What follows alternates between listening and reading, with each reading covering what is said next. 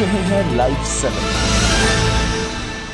नमस्कार, लाइव 7 विशेष में आपका स्वागत है। मैं हूं ज्ञान रंजन। दोस्तों, इस वर्ष बिहार में विधानसभा के चुनाव होने हैं। अभी दुर्गा पूजा का समय शुरू होगा। 22 तारीख से दुर्गा पूजा है और अक्टूबर महीने में दीपावली और छठ भी है। बिहार का सबसे बड़ा पर्व छठ है। जाहिर है कि जो भी चुनाव की तिथियां होगी वो इन महापर्वों को ध्यान में रखते हुए की जाएंगी। लेकिन इस बीच जो झारखंडी रंग चढ़ना शुरू हो गया है बिहार विधानसभा चुनाव में, वो एक अलग ही कहानी बयां कर रहा है। अब आप पूछेंगे झारखंडी रंग क्या चढ़ा? तो आज एंट्री हो गई मुख्यमंत्री हेमंत सोरेन की बिहार विधानसभा के चुनाव में। वोट अधिकार यात्रा जो महागठबंधन के द्वारा, इंडिया गठबंधन के द्वारा निकाला गया था, उस वोट अधिकार महायात्रा का, महारैली का आज आखिरी दिन था और गांधी मैदान में एक विशाल जनसभा को कांग्रेस के बड़े नेता, आरजेडी के बड़े नेता, झारखंड मुक्ति मोर्चा के सुप्रीमो, इसके अलावा माले के नेता, सबों ने संबोधित किया जो इंडिया गठबंधन में शामिल हैं।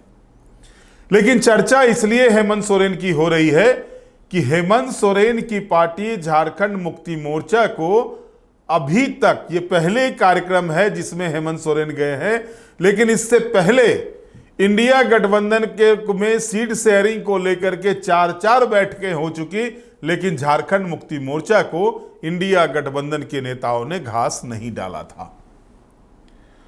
अब चूंकि हेमंत सोरेन स्वयं पहुंच चुके हैं उस रैली में, जाहिर है कि जो बिहार विधानसभा के चुनाव होंगे उसमें झारखंड मुक्ति मोर्चा के लिए भी जगह निकाला जाएगा।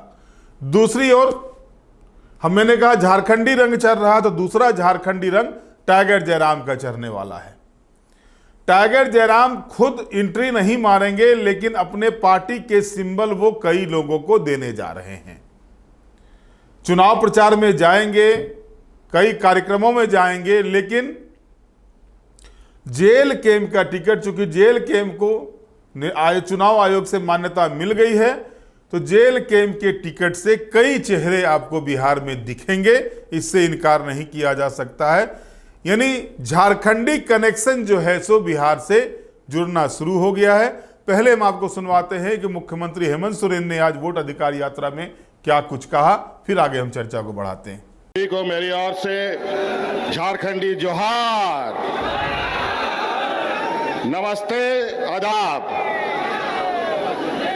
बहुत संक्षिप्त में बात रखूंगा। बहुत समय से आप सब लोग हमारे यहाँ माननीय खड़गे जी के नेतृत्व में पूरा यूपीए गठबंधन के लोग यहाँ मौजूद हैं।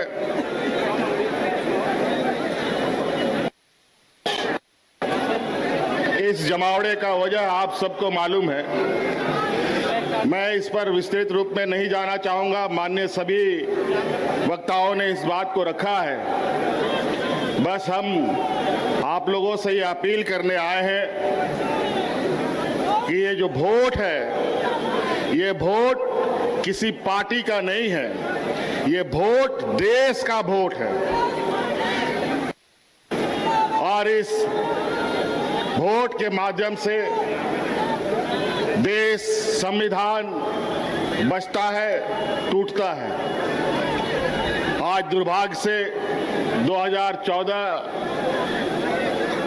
में कुछ चालाक चतुर लोगों ने धन बल के पर सत्ता हासिल कर लिया है और 2014 से जिस तरीके से इस देश को इन लोगों ने तबाह किया है, अगर आज नहीं चेते तो फिर आपको दोबारा कभी चेतने का मौका नहीं मिलेगा। चाहे वो नोटबंदी की बात हो, चाहे कोरोना काल की बात हो, चाहे अलग प्रकृति का आपदा की बात हो, मुझे लगता है ये भारत देश आजादी के बाद जितने लोग इस भारतवर्ष में नहीं मरे, ये 2014 से लेके अब तक 13 सालों में उससे कई गुना ज्यादा लोग मारे जा चुके हैं। चाहे वो किसान हो, चाहे मजदूर हो, आदिवासी, दलित, पिछड़ा का तो बात ही कहना क्या।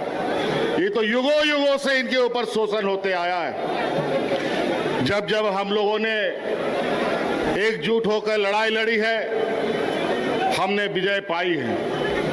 आज वोट डालो और राजनीति करो के रणनीति के आधार पर मौजूदा एनडीए सरकार देश में और विभिन्न राज्यों में काबिज है और धन बल के दम पर, ईडी, सीबीआई, इनकम टैक्स के दम पर लोगों को, जनप्रतिनिधियों को डराने धमकाने का काम कर रहा है। इसीलिए साथियों, आज इस वोट चोरी की बात हो रही है, ये चोरी आज से नहीं चल रही है। बड़े भाई राहुल गांधी जी ने तो बहुत पहले से इस पर नजर गाड़ रखे थे, लेकिन अंतोगत्वा वो वोट चोरी करने वाला समूह आखिरकार पकड़ा जा चुका है और आज वो लोग आपके सामने उनका पर्दाफाश किया जा रहा है। इस वजह से अब आप सब लोगों को, विशेषकर इस राज्य के, इस देश के आदिवासी, दलित, पिछड़ा, गरीब, किसान, मजदूरों के लिए ये चुनाव सिर्फ चुनाव मात्र नहीं है। ये चुनाव सिर्फ बिहार नहीं, पूरा देश बचाने का संकल्प का चुनाव होगा। इस वजह से साथियों, आप सब लोग, आज चूंकि हम लोग विपक्ष की तरफ से लगातार इन षड्यंत्रकारियों के खिलाफ आवाज बुलंद कर रहे हैं, तरह तरह तरीके से वो अपना हथकंडा अपनाते हैं। मुझे भी कई दिनों तक जेल में डाल दिया, लोकसभा हमें जेल से ही अंदर के लड़ना पड़ा, नहीं तो आज झारखंड में जिस तरीके से हम लोगों ने पूर्ण बहुमत की सरकार बनाई, लोकसभा में भी उनका खाता नहीं खोलने देते।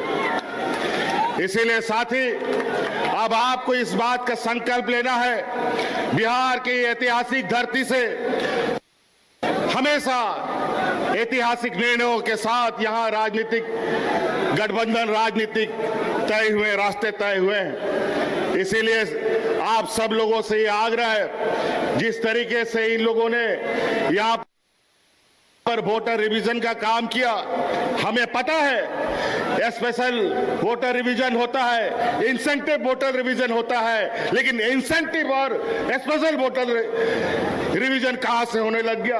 ये दोनों कब से आ गया? बड़ा ही विचित्र। और आज इन्हीं के द्वारा प्रकाशित वोटर लिस्ट के माध्यम से इन लोगों ने देश की गद्दी संभाल रखी है।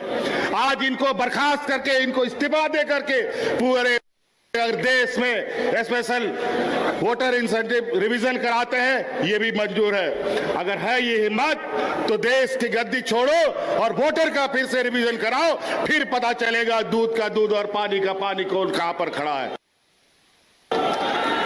इसीलिए साथी, ये चुनाव, आगामी चुनाव, ये सिर्फ बिहार का दिशा दशा तय नहीं करेगा, ये पूरा देश का दशा तय करेगा। और ये बहुत बड़े 30 मारखा नहीं है। जिस समय मजदूर, किसान, आदिवासी, दलित एकजुट हुआ, तब ये कहीं नहीं टिकते। इसीलिए साथी, आज आप लोगों से यही आग्रह, विनती और आह्वान करने आए हैं कि ये आवाज दूर दूर तक फैलाइए, जन जन तक पहुंचाइए कि आज इस देश में किस तरीके से कालाबाजारी चल रहा है, किस तरीके से आपके हक अधिकार मारे जा रहे हैं। आज हमारे झारखंड में जाके देखिए, आज हमारा झारखंड, बिहार हमेशा एक साथ आगे बढ़ा है, चला है। यहां से भी बड़े पैमाने पे मजदूर पलायन करते हैं, महिला पुरुष। हमारे झारखंड में भी बड़े पैमाने पे महिला पुरुष पलायन करते थे मजदूरी करने के लिए। आज हमने अपनी सरकार में झारखंड की आधी आबादी को पलायन से रोक रखा है। आज उनको हाथ में ताकत दी है, आर्थिक मदद दी है, और आज आने वाला समय में पुरुष का भी राज्य से प्रवासी मजदूर बनने का भी हम रास्ता रोकेंगे। और आज इसी प्रकार यहाँ पर आप इंडिया गठबंधन के साथ खड़ा होइए, लोगों को खड़ा कीजिए, और निश्चित रूप से आज हम कहते नहीं, बल्कि करके दिखाने वाले लोगों में से हैं। ये लोग झूठे जुमले दे करके वोट चुराते हैं, धन बल के दम पर खरीदते हैं, मंत्री मुख्यमंत्री खरीदते हैं। ये जमात न बिकने वाला है, न डरने वाला है, न डिगने वाला है। इसलिए साथी, आप लोगों से ये आग्रह है, इस चिलचिलाती धूप में आप लोगों ने अपार समर्थन दिया है। आज इस उम्र के पड़ाव में भी आदरणीय खड़गे जी आज इस हम लोग का नेतृत्व कर रहे हैं। निश्चित रूप से ये हम लोग का मार्गदर्शक के रूप में कई सारे लोग हमारे बीच रहे, हमारे बीच से चले गए। आज आपके सहयोग, आपका ताकत इस देश का तकदीर लिखेगा। इसलिए आप लोगों से आह्वान है, सटीक होकर, सजग होकर आने वाला चुनाव में हिस्सा बने। इन्हीं बातों के साथ बहुत बहुत धन्यवाद, सबको जोहार। तो आपने सुना, मुख्यमंत्री हेमंत सोरेन ने कहा कि एनडीए का हथकंडा ईडी, सीबीआई, आईटी, उससे वो जनप्रतिनिधियों को डरा रहे हैं। उन्होंने साफ शब्दों में कहा कि अगर लोकसभा चुनाव के समय वो जेल में नहीं रहते तो भाजपा का खाता तक नहीं खुलता झारखंड से। अब ये अलग बात है, ये सही है कि 2024 के लोकसभा चुनाव के समय हेमंत सोरेन जेल में थे और विधानसभा चुनाव के समय जेल से बाहर, और अंतर साफ तौर पर दिखा भी। लोकसभा चुनाव में जहां एनडीए को 50 सीटों के करीबन विधानसभा की सीटों पर बढ़त मिली थी, वहीं एनडीए को विधानसभा चुनाव में 25 सीटों पर आकर सिमटना पड़ा, भाजपा को 21 सीटों पर सिमटना पड़ा। अगर इस आंकड़े के हिसाब से हेमंत सोरेन कह रहे हैं तो सही कह रहे हैं। लेकिन 2019 के चुनाव में भी हेमंत सोरेन की पार्टी विधानसभा चुनाव में अलग उनका परिणाम आया था और लोकसभा चुनाव में अलग परिणाम आया था। उस समय हेमंत सोरेन साथ में ही थे। अब ये आकलन अलग विषय है, लेकिन सवाल ये उठ रहा है कि जो झारखंड के लोग, जो झारखंड के नेता जो वहां जा रहे हैं, क्या झारखंड का सुनेगा बिहार? सवाल ये उठता है। जेएमएम ने एक खाता खोला है, चकाई विधानसभा से एक मर्तबा चुनाव जेएमएम से जीते हैं। हालांकि वो जेएमएम के टिकट तो, सिंबल तो जेएमएम का था, लेकिन जो नेता जीते थे उनका अपना पारिवारिक, जो वो उस पूरे परिवार का वहां पर दबदबा था। सुमित सिंह जीते थे, जो भी जदयू में हैं। कटोरिया विधानसभा एकमात्र विधानसभा है जो ट्राइबल के लिए रिजर्व है बिहार में। इसके अलावा जो ट्राइबल वोट्स हैं, कुछ वोट्स पूर्णिया, कटिहार, अररिया के एरिया में हैं। वहीं दूसरी तरफ ओबीसी इंपैक्ट पिछले चुनाव की तरह ना पड़े, ये भी ध्यान में रख करके तेजस्वी यादव कांग्रेस पार्टी काम कर रही है। तेजस्वी ने अपने सभी बड़े मुस्लिम नेताओं को, कांग्रेस पार्टी ने अपने सभी मुस्लिम नेताओं को इसमें लगा दिया है। अब जो वोट, सीमांचल के जो वोट, मुस्लिम वोट ओबीसी के खाते में गए थे, क्या वो वापस आ जाएंगे आरजेडी कांग्रेस के पास या महागठबंधन के पास? ये बड़ा सवाल उठता है। लेकिन आज की रैली में जो भीड़ देखी गई, जिस तरह से लोगों का हुजूम था, वो कहीं ना कहीं जो है सो एनडीए को सोचने पर मजबूर कर रहा है। दरभंगा की घटना के बाद जो एक लोगों का सेंटीमेंट जगा था, जो मोदी जी की मां को के खिलाफ आपत्तिजनक बयान जो राहुल गांधी के मन से उतरने के बाद कांग्रेसी नेताओं के द्वारा किया गया था, लेकिन उसके बाद जो हथकंडा भारतीय जनता पार्टी के लोगों ने, भारतीय जनता पार्टी के नेताओं ने अपनाया, वो भारतीय जनता पार्टी की संस्कृति से बिल्कुल उलट था। और इसके बाद ये भी कहा जाने लगा कि क्या जिस चीज को लेकर आरजेडी की आलोचना करते हैं लोग, वही काम तो भारतीय जनता पार्टी के नेता भी कर रहे हैं। और उसी की कड़ी आज रांची में भी देखने को मिली। कांग्रेस दफ्तर के सामने भारतीय जनता पार्टी के कार्यकर्ताओं ने उसी दरभंगा वाले जो एपिसोड हुए थे, उसी एपिसोड के विरोध में प्रदर्शन करता तो समझ में आता। वहां पर जो है सो जिस तरह से हुरदंगबाजी की, पुलिस को हल्का फुल्का बल प्रयोग भी करना पड़ा, तो कहीं ना कहीं जो है सो अब लोग ये चर्चा करने पर विवश हो रहे हैं कि भारतीय जनता पार्टी, जो सुचिता की पार्टी अपने आप को कहती थी, उसकी भी सुचिता अब धीरे धीरे समाप्त हो रही है। लेकिन मेरा जो चर्चा का विषय था कि हेमंत के जाने के बाद क्या कुछ फायदा होगा। जयराम को बिहार में जयराम क्या कर सकते हैं? जिस तरह से झारखंड में लोकसभा और विधानसभा के चुनाव में अपने बूते जयराम महतो ने अपनी उपस्थिति कायम कर ली, वैसे क्या वो बिहार में, चाहे वो विपिन सर के साथ हो या फिर खान सर के साथ हो, उनके साथ मिलकर के कुछ कीर्तिमान स्थापित कर पाएंगे? एक दो सीट पर भी उनका जलवा चलेगा, ये देखना है। क्योंकि जिस कुर्मी वोट की बात हम करते हैं झारखंड में, बिहार का कुर्मी बिल्कुल ही अलग है। वो गंगा की तराई वाला जो कुर्मी है उसका एक बिल्कुल ही अलग सब कुछ है और झारखंड का अलग है। मैंने परसों ही बताया था आपको, झारखंड, बंगाल और उड़ीसा, ये एक तरह से एक संस्कृति जो इन लोगों की कुर्मी समुदाय की है, वो पूजा पाठ पद्धति सब कुछ एक जैसा है, लेकिन बिहार का इससे अलग है। वहां जयराम का इफेक्ट होगा नहीं होगा, ये देखना दिलचस्प होगा। वहीं दूसरी तरफ हेमंत सोरेन के जाने के बाद क्या फायदा होगा? सवाल ये भी उठता है कि हेमंत सोरेन को कितनी सीटें बिहार में दी जाएगी। हालांकि झारखंड मुक्ति मोर्चा के द्वारा लगातार 15 सीटों की मांग की जा रही है, लेकिन 15 सीटें मिलेगी ये कहना मुश्किल है, क्योंकि जिन सीटों की दावेदारी की जा रही है उसमें से अधिकांश सीटें जो हैं सो वो आरजेडी के पास हैं और कुछ सीटें, जिन सीटों की बातें की जा रही है, वो जदयू के पास है। तो ऐसे में क्या आरजेडी अपना विनिंग सीट छोड़ करके झारखंड मुक्ति मोर्चा को वहां पर तवज्जो देगी? ये कहीं से होता दिखाई नहीं देता है।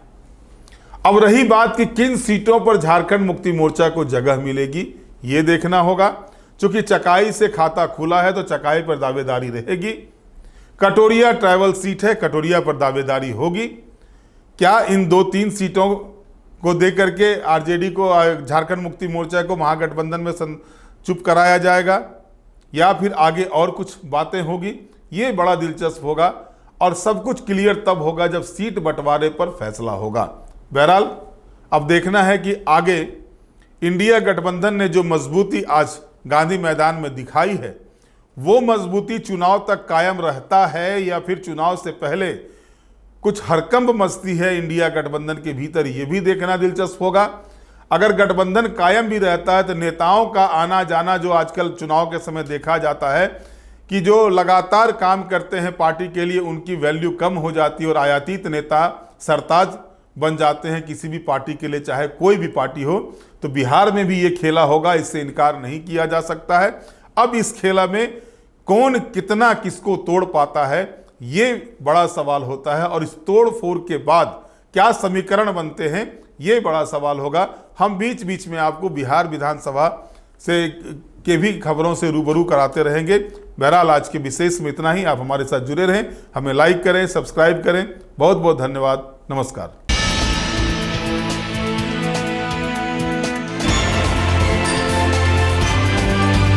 आप देख रहे हैं लाइव 7।